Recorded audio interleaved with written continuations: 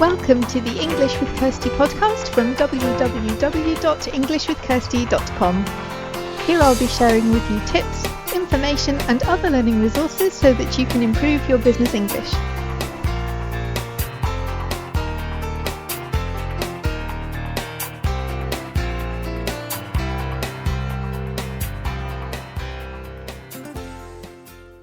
Hi everyone, and welcome back to the English with Kirsty podcast. Today we have a smaller group here, and we are actually, you know, all of them. They are all people who were in our group episode to talk about the Conversation Club, so you'll be familiar with their voices from last year. But today we've come back to talk about doing new things, and specifically doing new things in our businesses or with our additional languages, because it's important to go on courses, to learn things, and I provide courses, so I definitely think it's good to do that, and I'm always learning. I've got various languages going on, I'm learning, but at some point you have to get to the stage where you're willing to use the knowledge that you've gained or do something new, because otherwise you never see any changes. So welcome everyone, welcome back to the podcast. Maybe Hello. Hi. Hi. Let's remind everyone who you are, and who's here. So something just quickly about who you are and what you do for anyone who doesn't know you, and then we will talk more about doing new things and trying new things. So do you have any volunteers to start, or should I pick someone? I can start. Okay. So hello everyone, I'm Patrícia Paz de Souza. I'm a freelance translator. I'm Portuguese, based in Lisbon. So I work from English into Portuguese, and my fields of expertise are chemistry and life sciences. And welcome back. You're also now. And thank you so much for inviting me again, from Kirsty. Sorry, this should be the first sentence. Of course, it's always good to see you. Okay, who's next? Another Portuguese girl. Thank you for having us today. I am Maria Virginia Barros, based in Portugal. I'm a freelance translator, subtitler, and consecutive interpreter, among other things I'm planning to do, from English, French, and Spanish to Portuguese. Okay, And thank you. that's it. And welcome back. Thank you. And Marta, a regular visitor. Yeah, thanks for having me again. I'm Marta Pagans. I come from Barcelona, but I've been living in Germany for more than 20 years now. I'm a freelance translator, and I translate from German and English into Spanish and sometimes into Catalan as well. And I've been freelancing for more than 20 years now, and at some point I realized I know quite a bit of things about being freelancer that doesn't have to do with translation and languages, and I decided to offer consultancy services to fellow translators, and this is something I enjoy very much too. Yeah, this is me. Yeah, so we're all people that have been working in one field for a while, but also who are offering either new services or doing new things that they haven't done before. I guess my newest thing is something that Marta was there as well. You came to my German meeting. For me, that was new, because I have never offered any kind of, I mean, the networking has been going on for 2 years, but I'd never done it in German before. And I thought, it'd be really nice to have something in German, because I don't want to speak English all the time. I enjoy training and providing English courses, but in my free time, I don't want to speak English all the time. But that was a big deal for me to offer it in German, because I think, well, surely it would be better if someone else did it, if some other person who is a native speaker, they would do it a better job, and let them do it. But the problem was they hadn't done it. I looked and looked and didn't find anything, so I thought, okay, I'll do it. And yeah, the first meeting that we had was quite good. We had 15 people came. Some of them were my friends who were kind and supporting, but some of them were people I didn't know at all. So yeah, I think sometimes what I learned from that is when you do something for the first time, or something that you're a bit maybe anxious about, it's actually not as bad as you think. It's never as bad as you think. Maybe it's different, but all the things, the terrible things you might imagine like going wrong and having to fix it, they don't happen. It's just your brain creating these scenarios that aren't real. And maybe new things will come up in the future. But for me, I learned that when you actually do the thing, it's probably not as bad as you think it's going to be. Absolutely. I was thinking that for me, I think if someone asks me, the biggest new thing for me is to become a full-time freelance translator. You know, Okay. so, because it's something really recent in that's- my life. So I'm 52, and I'm a full. I started working as a freelance translator full-time 3 years ago, and so the idea was started about 4 years ago. They're still quite new then for you. Yes, quite new. So I have a scientific background. I worked as a researcher and then as a scientific officer or scientific manager, let's say. It's easier for people to understand, for more than 20 years. And about 4 years ago, I decided that I needed to change. And this was really a challenge for me. But I did a postgrad in translation, and 3 years ago I left the job I had and started working full-time as a freelance translator. So for me, this is really new and a really big adventure. And so how did you feel on your first day? Like on my first day as your first day as a freelance, yeah. Very scared. So very scared, and I still have, you know, like that feeling in our belly. I don't know how you call it in English, like butterflies, or I don't know what people say. No, butterflies is when you are very exciting about it, and I am. This is more like some anxiety, small anxiety, always inside, because I never know what's going to happen next month. No, at the moment it's not true. Now things are running more smoothly. But in the beginning, I was really afraid, and that things could not work, or because I was not sure if things were going to work. How was it to be? But I think that if I didn't take a chance and try it, I would never know. So I think the best thing to do when you feel like trying something is really trying it and not overthink what's going to happen.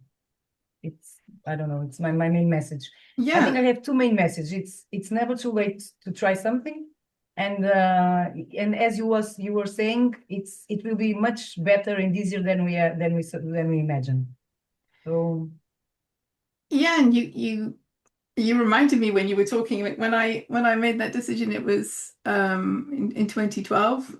So that was longer ago, but I remember thinking, well, I need a change, and I need to change what I'm doing, because I'm not super happy where I am, and I want to do something different. So I'd already decided that I needed to change something. But then the first day for me was actually really exciting. It's like, I did it. I'm here. I have like an empty spreadsheet waiting for. No, I had a couple of customers by that time, but it was scary, and there were people saying, you know, don't do it. It's hard being freelance. So thanks for the support. Thanks for that. That's really helpful. But like you said, you'll never know if you don't try. Yeah. You'll never know what you could have done. And I think sometimes the idea that you have develops and changes. I mean, yours is newer, but mine, because it was like 13 years ago, things have changed in terms of what I want to do or the way I want to do it. The basic idea is the same, but unless you start, you don't give yourself the chance to develop the ideas or to see if you like it, because it's all right reading about something, you know, what's it like being a freelance translator or a language trainer, but until you try it, you don't know how it will be for you. Yeah. And if I may add something, let me just say, because I was really excited about it, and so it's true. I share what you said, but you know, it's like I knew I had to change, and I think a lot of people sometimes feel this at a certain point. I don't know, in our careers, in our personal life, wherever, people sometimes need a change. The issue is to know, okay, I don't want this, but what do I want? Where do what is the path I want to go? So I maybe I was really excited, and I had enough confidence to go ahead, because I knew that I really enjoy doing this, and it's true. I love what I'm doing now. I was just afraid that it wouldn't work, in the sense that, okay, maybe I won't find enough clients, but I was really excited about it, because I was sure that this is what I like doing. I love what I'm doing. So Yeah. It's a pity. So I really would love that people could find something that they like to do and could pursue their dream or I don't know, but something different. And that could be a key. Like, I know I don't want to kind of tell stories that you haven't told on the podcast, but for me, when I started thinking about what that was for me, I had a friend who worked in recruitment, and she had this list of questions about how to help. It was really how to help young people who didn't know what they wanted to do. But she said, well, take the questions anyway and see if that helps you. And that's how I realized that something I was doing in my free time, teaching people English just because they were my friends, was actually something that I enjoyed more than what I was being paid to do. And so that kind of helped me to pinpoint what Yes. I enjoyed and how I could then make that into something that would support me financially. Yeah, maybe I can add something to that afterwards. Now I'm going to shut Okay, up, you but want to? I Okay, have something to related with that. don't forget it, then we'll come No, back I to don't it. forget. So thinking about the other two of you, you've been providing your services for longer, but you've also both added additional services, training, courses to what you were offering. So you've diversified more recently. What made you decide to do that, and how did you feel about doing it, and how has it gone for you? This question is for me, Kirsty. For you and Marta, so you Yeah. start, and then we'll. Yeah, but finally, I have a very similar story of Patricia's one, because I didn't start a long time ago. I started 4 years ago during the pandemic.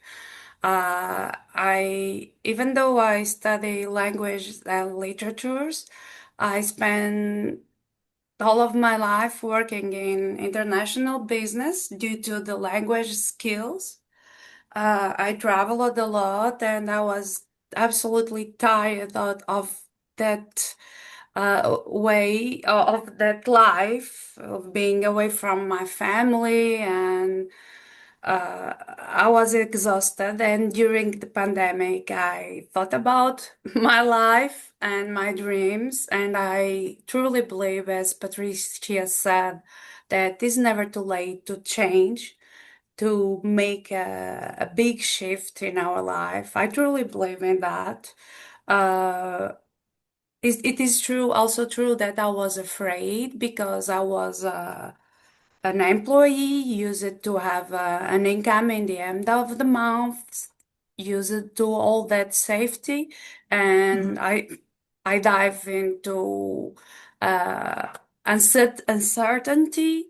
But I moved forward because I thought I just have this life. I took my graduation because I really loved reading, writing, language, communication. So I need to follow my dreams to give that opportunity to myself.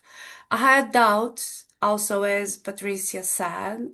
I wasn't sure if that could be the right decision. So to face my fears, I invested in training. I did a first small course in translation to understand if I really wanted to go back to my literature and language world. And that was the spark in my brain that told me, oh, I missed this so much, so I will move forward. And I did it. Then again, to face, I wanted to be a good professional. I was used to excellence, so I engaged in a post-graduation. I did a lot of training and I used my skills I gained during my business profession profession, yes. And I did it a little bit the other way around, from different from the translators that start right after graduation. I did it like a very, how can I say, business person with a business plan for 2 years. as I moved into the profession and started to learn more about it, I found that it would be important to not having all the eggs in the same basket, and I decided to diversify. So I started hosting courses. That was online courses. That was new for me, even though I had a lot of experience in direct teaching. I never did have done this before, and this was really new. And as I move forward, I start to find another new ways to diversify my offer, and I'm diving in.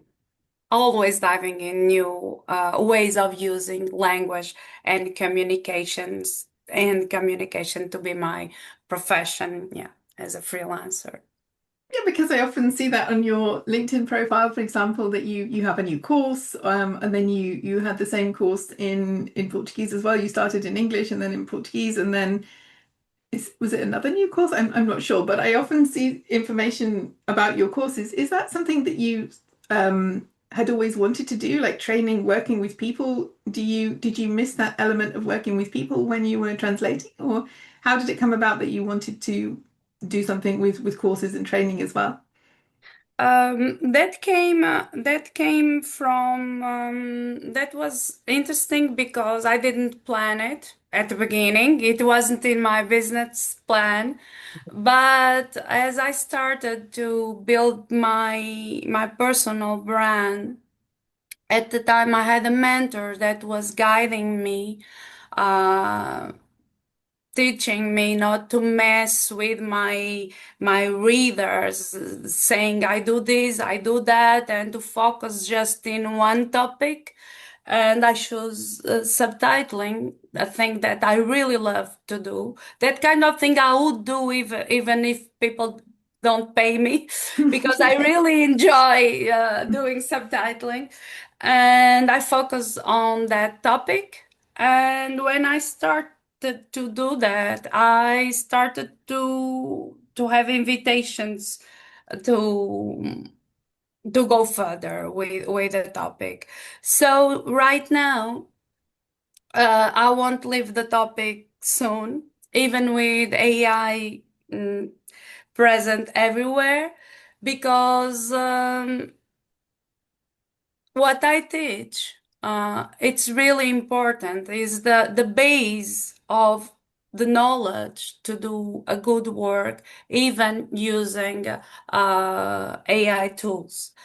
So I have a lot of, I'm always being challenged to go to another course and another course, adjusting it to the new realities. So for this year and for the upcoming year, I already have plans and work to do regarding subtitling courses. And I can say the new trend, vertical videos for social media, ways of using AI not to replace you, but from a solid base of knowledge, to use AI to make your work faster, and because we can't avoid this and we can't deny that this is a presence we can't hide.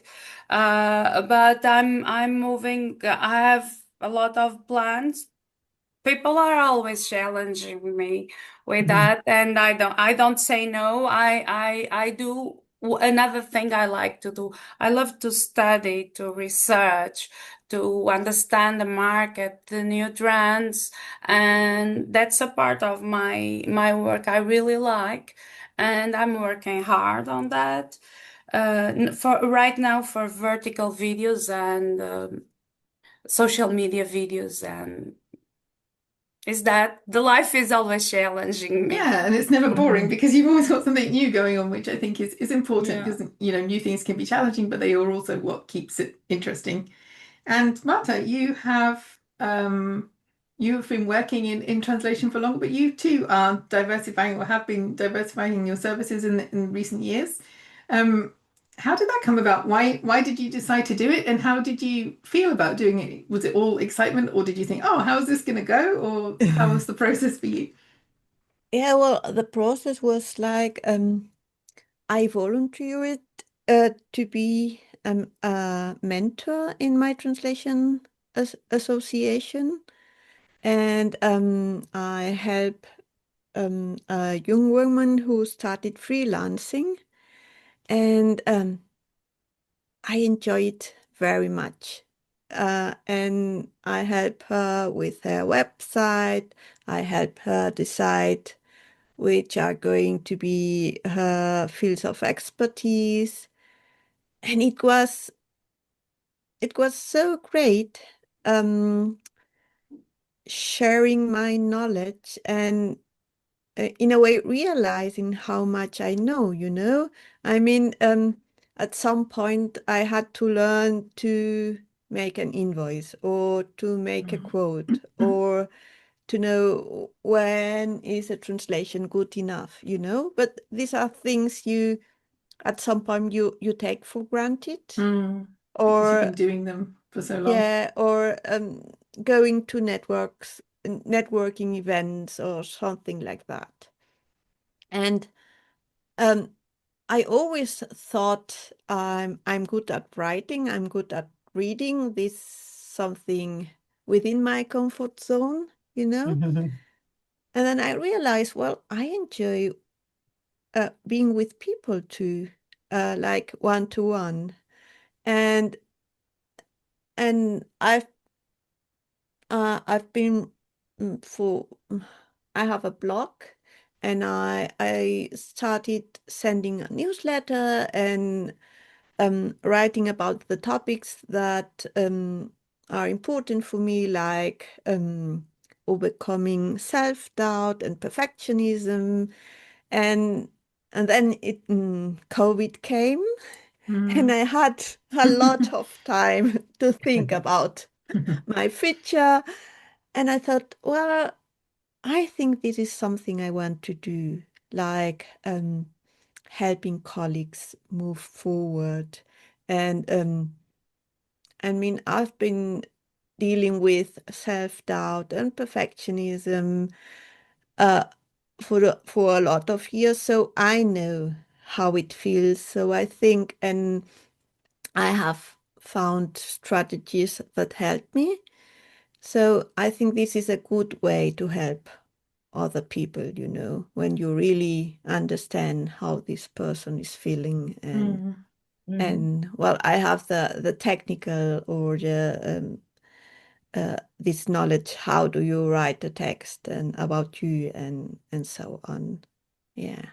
Yeah, and that's an interesting point that you make there about when you've decided to do something, you end up learning or having to learn a bunch of new skills, because as some of us have been talking about, you know, like a big career change, that in itself is huge, this decision to take a step to go in a different direction and to start that journey. But once you've done that, you're not just doing the thing that you're paid for, whether that's translation or language teaching or subtitling. It's all the other things that come as part of running your own business. And I think sometimes they can be the areas where you have to go out of your comfort zone more, because you already know something about the thing that you're paid for. It's all the other parts of running the business that. So for me, it was like, oh, how I have to be more visible if I want to find clients, if I want people to know what I'm doing, I have to be more visible. So for me, it was the podcast, and then later the events now. I'm meeting a lot of new people through the events, and that's great, because I want to offer something that's useful to them as well. But it's also an opportunity for me to meet lots of new people and to you know, to be known for doing the events and for the podcast. But for some of us, being the center of attention, or you know, it's not easy, and sometimes it means going out of your comfort zone a bit. So in terms of being more visible as business owners, has that been something that you've had to kind of work on, or to develop confidence to do, or, you know, to do activities that not normally what you would be doing if you were just given the choice? Yeah. Well, I had to learn a lot, and And in fact, I tried something new last month, and you know it because you were there. I was there. I was So doing something new as well. this was a networking event called Lock Lunch. Patricia and Maria Virginia know about Yeah, we're it. coming to yours This next. this is a meeting for people in the localization industry. And the thing is, it's an international format. So in Germany, if there are international guests, these meetings will take place in English or in English and German. And this was huge for me because for a long time I couldn't speak any English when I was in Germany. Like, or when I knew someone, I could speak to this person in German, then I couldn't speak in English, you know. I couldn't build any sentence. And I wanted to go to attend such a lunch for a long time. But I didn't feel prepared. And then for the last couple of years, I've been practicing on my English with you on the conversation club. So I was feeling confident enough to say, okay, I think this is now the right time. And for me, I've developed it. I'm quite shy, or I'm very shy in big groups, like more than 3 people or something. But I have strategies now that help me, like, and I used them in Berlin with you. I met Kirsty to have breakfast before the lunch. So I knew, okay, Kirsty's going there, so I will I know I know she's nice. We are going you. to sit together, you know, this is much easier for me. Cheers. And then we said, we will have breakfast together. And I asked Kirsty, could we please speak in English to do some practice, you know? And this was great. And then this month, I attended a lock lunch in Stuttgart. This is about an hour from here. Wow. And I met another colleague to have breakfast before, but in the end, we went strolling. We took a walk. And this time, although she comes from England, we spoke in German. Like, I didn't need to speak in English anymore to feel confident enough to go. And for me, it's like taking these small steps or tiny steps. You know, I don't think I would be confident enough to go to a meeting in English with people I don't know. But now to say I'm going to a translator meetings in English and German, yes, I'm there. So taking these small steps is what helps me to overcome my fears, you know. And as Kirsty said, is never as bad as you imagine. Yeah. Yeah. Yeah, find the strategy that's going to help you, whether that's speaking, if it's another language, speaking that language beforehand, or finding someone to go with. It's never as bad if you go with someone, or finding what will help you, because different things would be relevant for different people, I think. But like thinking about what would make this thing, whatever it is, easier for me, and trying to find a way to do that will make it a more enjoyable experience, because a lot of the things that we're doing, there should be some fun in them. Otherwise, you know, what is the point? Sometimes you have to do them. But how about for the others? If you hear, like, have there been situations where as a business owner you've had to go out of your comfort zone a bit more and do things that you maybe hadn't done in your previous career? Okay, I can Yeah. say something. Yes, definitely. For me, for example, I had a profile on LinkedIn, but I just a profile that was there and doing nothing on LinkedIn. So it was almost like having no profile. So LinkedIn, for example, for me was quite a challenge. So I had to build a suitable profile for my new profession, and I had to learn how to be active and how to be visible on LinkedIn. And definitely this was a huge learning for me. It has like two parts. One that is really exciting and I love, and the other one that sometimes is a bit painful because it's Right. difficult. It's difficult to know what to write about, what content can you create that can be interesting for others. But I don't know, slowly, step by step, let's say, I've learned that maybe sometimes I think this has no interest for anyone. But no, it's even sometimes even the smallest thing is interesting for someone because maybe it's obvious for you, but for another person can be something new, something that triggers a new way of thinking or a new action, something, I don't know. So I think it's really about sharing what you know, what you like, what you do, and that's it. And for people will like to hear about it. So it has been a huge learning, and I really I have to confess, I love being there and interacting with people, and because we are something that I was not used to. It was to work at home alone.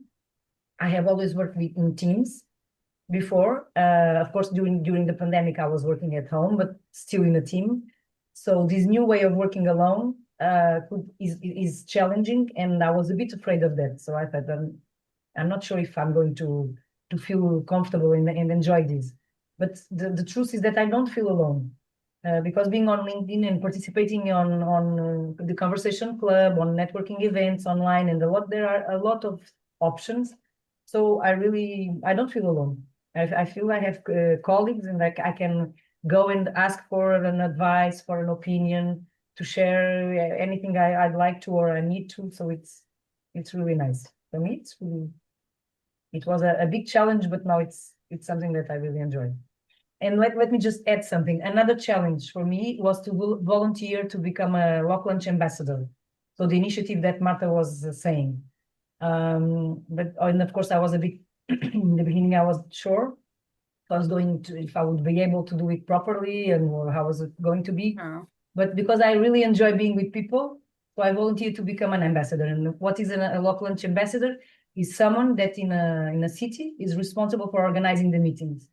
And it's always great. We always have a good And time. congratulations on the last one. I already saw the pictures, and it was so many people yes, a lot of there. people, because it was I we regret had I the meeting. missed it. Yes, we had the meeting in the end of a conference, so many people were there, and I've been really enjoying doing this. I think I'm a Lock Lunch ambassador for 2 years, I believe, more or less.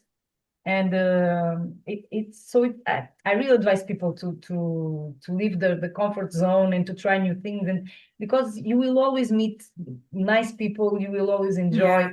So I think that before, for example, I think today we have said 2 or 3 times, it's not as bad as we imagined, something like that. I will change this sentence to "is not bad." It can be, maybe it's not perfect, maybe it's not like we imagine, but it's always good. You always learn Yeah. something. You always it always has a good part. Anything in anything. So to say that is not bad as we imagine, I think it's Yeah, not the the correct word sentence. bad doesn't have a place there. Yeah. Yes, It's an opportunity to learn something, even if something exactly. doesn't go as well as you Yeah. expected. It's a chance to think, okay, next time we're not going to do it that way. We're gonna do it better. It's like how to. Yeah.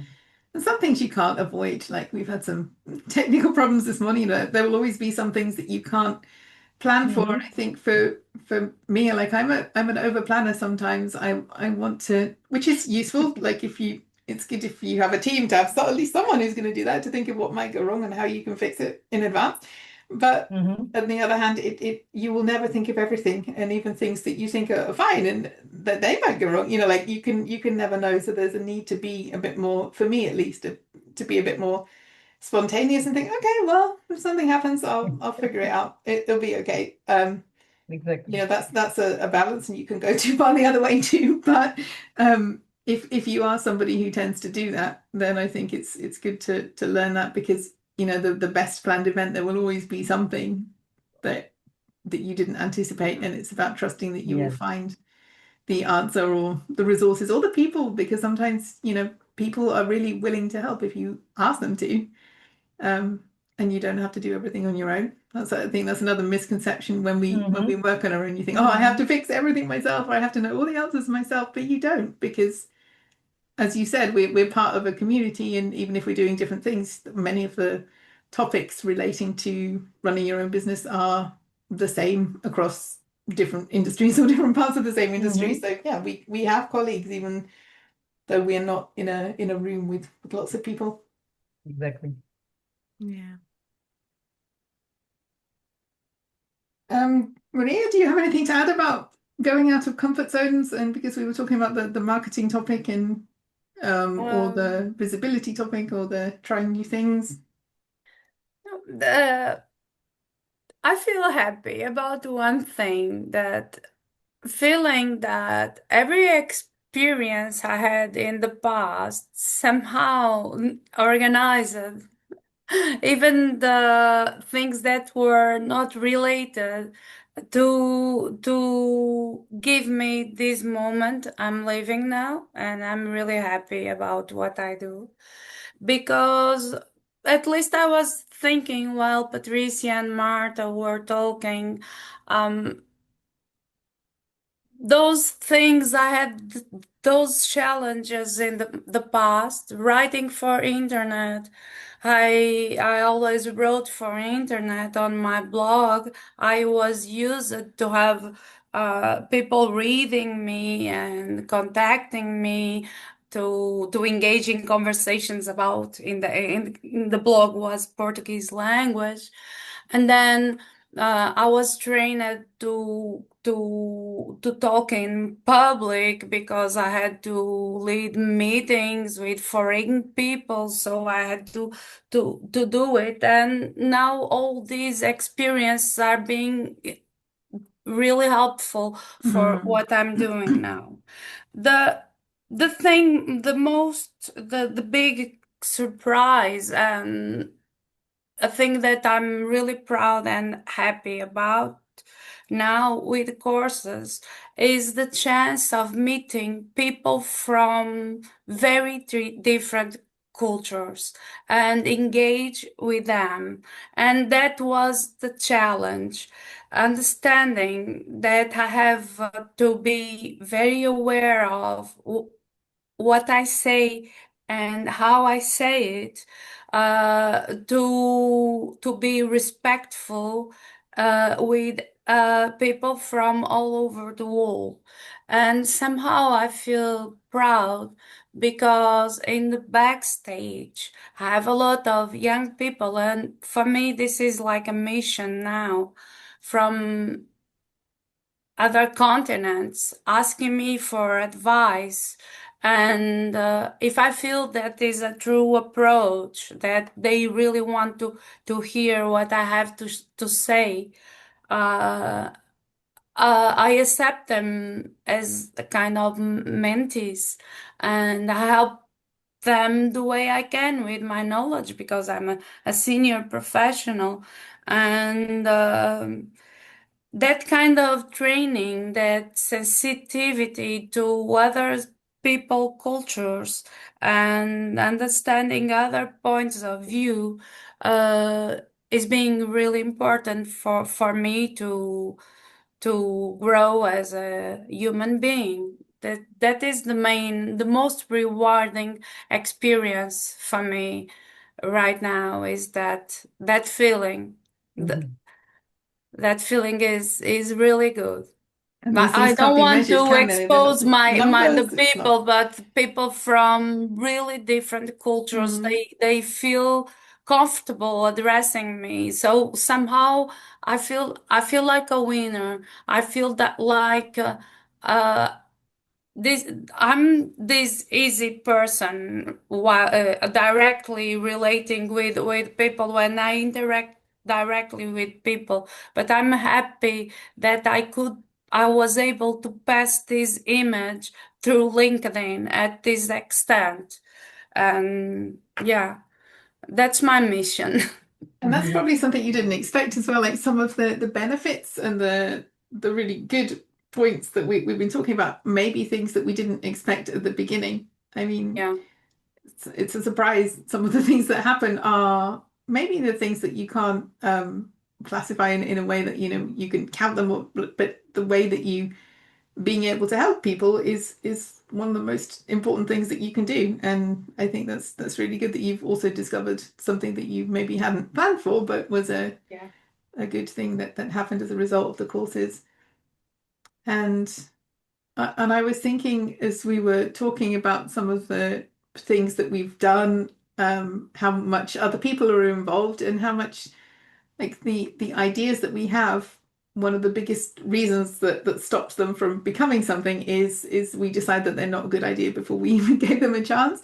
So the point about, you know, oh, people don't want to read this content when they probably do, because, you know, I see your post and you get good, you know, you get likes, you get comments, you get interaction. Or thinking if we're going to start something new, oh, well, nobody will sign up for this course, or nobody will come to this event, or all these things. And I think for me, one of the, you can't do it with everything, but if there's like a new or bigger idea, one of the things that helps me is to share that idea with someone. And I think you have to be careful where you go with it, because you know, if you share it with the wrong people, they could help you to decide that all your ideas are terrible as well. But people who are supportive and maybe give you some advice, but also know about it, because once it's out there in the world and you've told someone that I'm thinking of doing this, whatever it is, it becomes a lot more real when you've shared that idea, because they might ask you about it. Oh, how's it going with the new course? Or how's it, you know, when's the new meeting going to be? Because that's what Marta said to me in Berlin. Like, okay, so if you're going to do this, well, when are you going to have it in May? I was like, oh, okay. Yeah, I need to find a date then. So, but you know, other people, this point about having colleagues and having people around us, other people can really help us to take the next step, whatever that is. Because if you're just sitting there on your own thinking, oh yeah, everything I do, it's not going to work, is it? You know, that's really not a good way to talk to yourself. And I think other people can be a real sense of, they can give us a sense of support when we're planning new things. Does anyone have anything to share about how that works for you? Like, what stops you from killing off your ideas before they've got anywhere? Do you have any other strategies? So sharing them is one. Is there anything else that you do to give your new ideas a chance? I set deadlines to myself. Okay. I'm the client and I'm the supplier. And when I don't meet the deadlines, I really feel bad. And that forces me to do things properly. Because sometimes I don't have, everyone a freelancer, for some things we don't have a deadline. And if we don't set a deadline, we can postpone, because we already had this conversation in the past. We have this trend over planning, being perfectionist, and we know we are going to face something that will be an exhausting task, and we tend to postpone, and never start. And that's why I set deadlines to myself. I'm the client, I'm the supplier, and I have to meet deadlines. And for me, this is a good trick. Yeah. Yeah. I use this trick too. And yeah, well, in my case, it's I have a lot of ideas, and I start, and I have to be very intentional, because there's a point when it becomes more difficult, and then this voice saying, maybe the other idea would Too be many better. ideas. Okay. You know,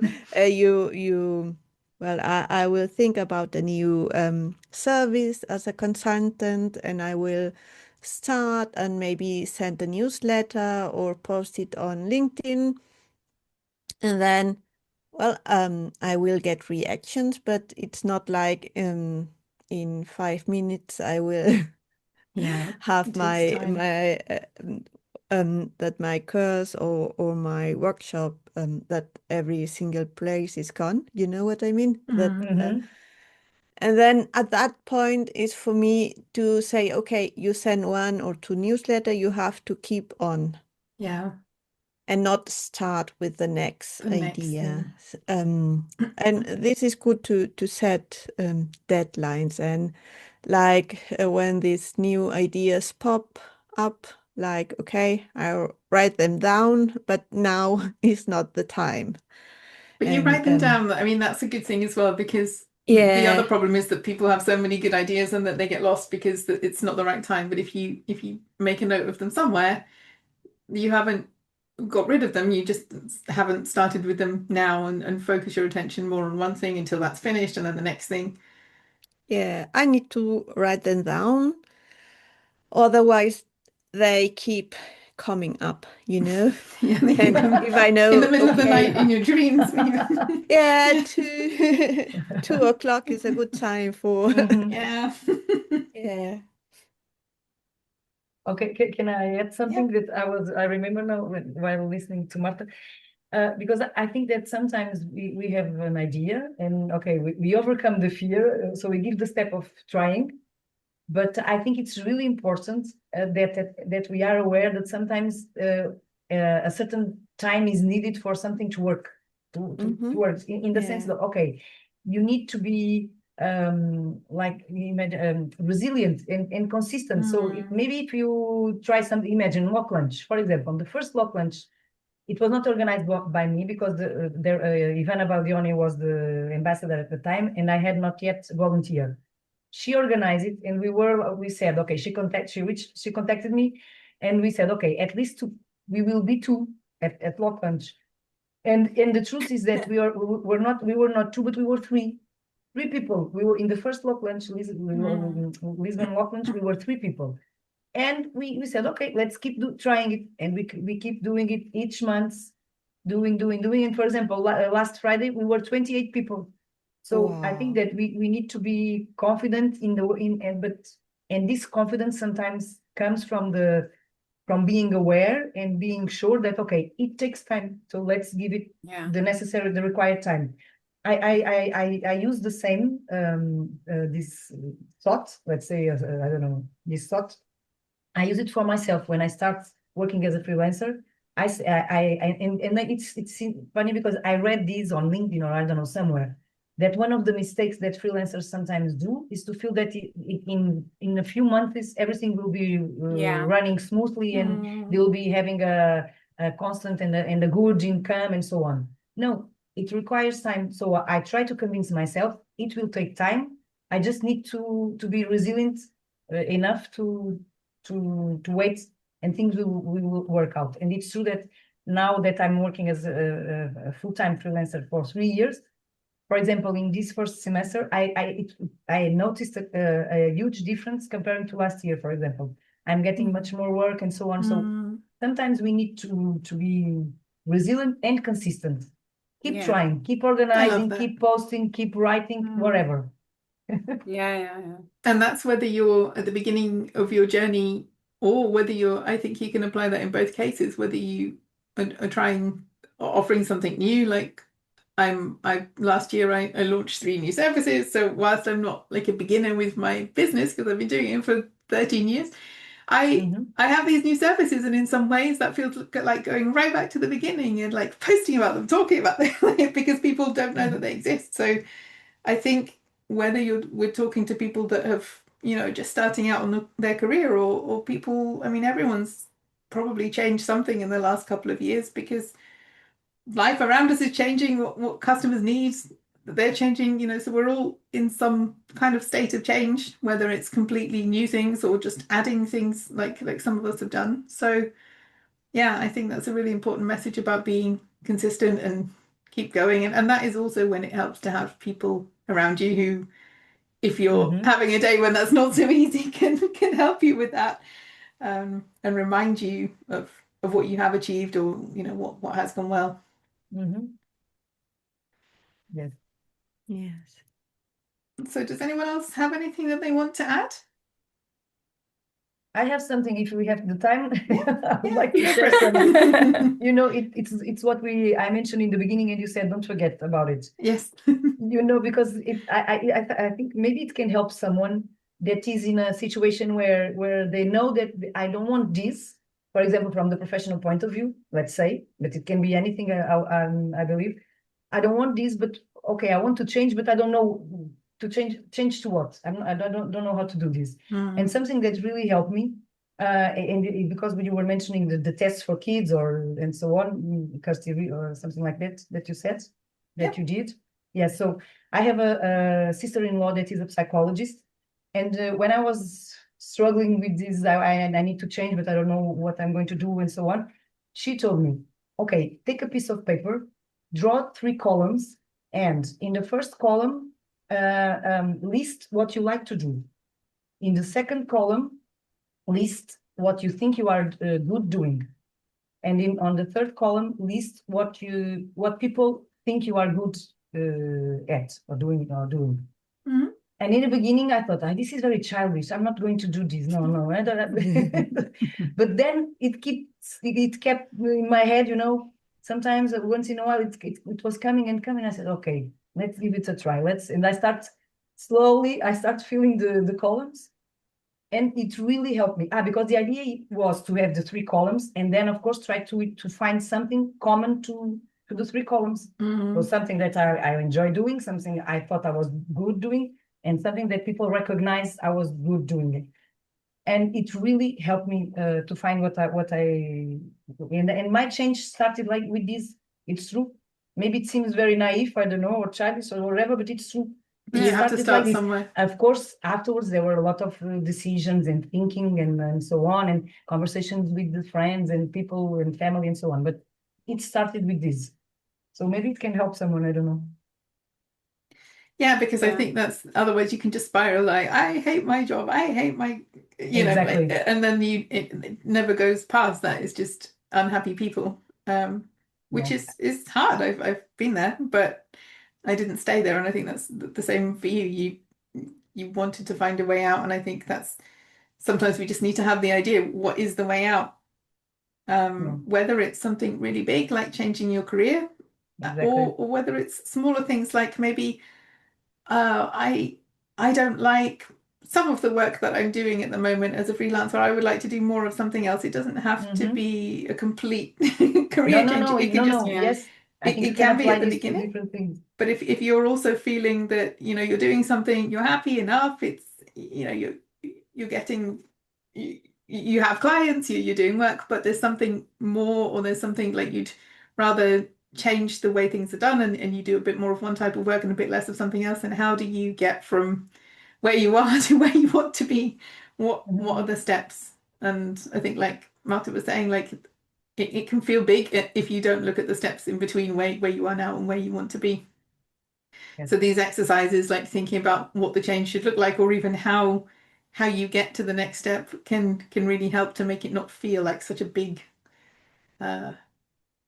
challenge. Because the topic for today was learning by saying yes to new opportunities, by doing new things. And sometimes there's only so much preparation you can do. You have to do the thing, and then the learning comes on the journey. You can't do all the learning at the beginning.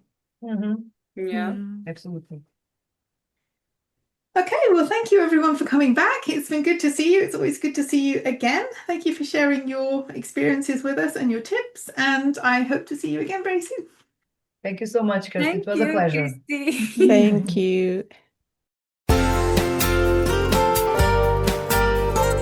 I hope you enjoyed this episode of the English with Kirsty podcast. If you have any questions or comments, my email address is kirsty@englishwithkirsty.com, or you can go to www.englishwithkirsty.com/podcast, where you'll find information about the individual episodes.